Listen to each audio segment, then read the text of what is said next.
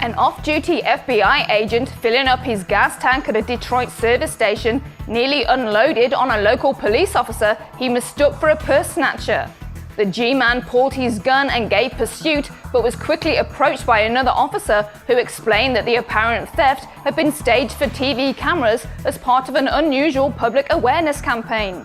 Lieutenant Chuck Flanagan, a 28-year veteran Detroit police officer, points out that we have enough robberies at gas stations that most people aren't going to assume that the staged purse snatching is a mock robbery. When Boulder, Colorado resident Chrissy Smiley returned to her condo after walking her dog, she was stunned to find a card from a police officer on her dining room table.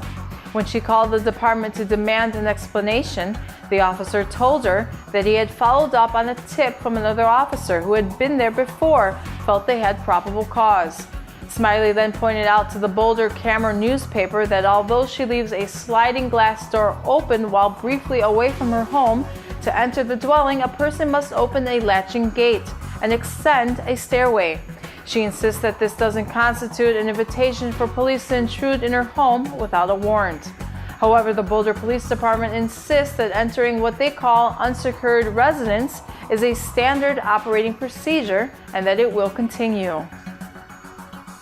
The Antioch, California Police Department is seeking to enlist the services of mail carriers and garbage collectors as the department's eyes and ears.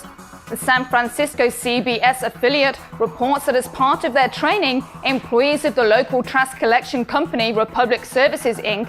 will be provided with a checklist to help identify criminal activity and contact information for the police department. Although the department has the funding to hire an additional 100 officers, it reports that it is about a dozen officers short of being fully staffed because of difficulties in finding qualified applicants. A measure before the New Jersey State Senate would authorize police officers to require to search cell phones without a warrant while investigating traffic accidents. Rather than obtaining a search warrant, a police officer would simply be required to have what they regard as, quote, reasonable grounds to suspect that the motorist was talking or texting at the time of the accident.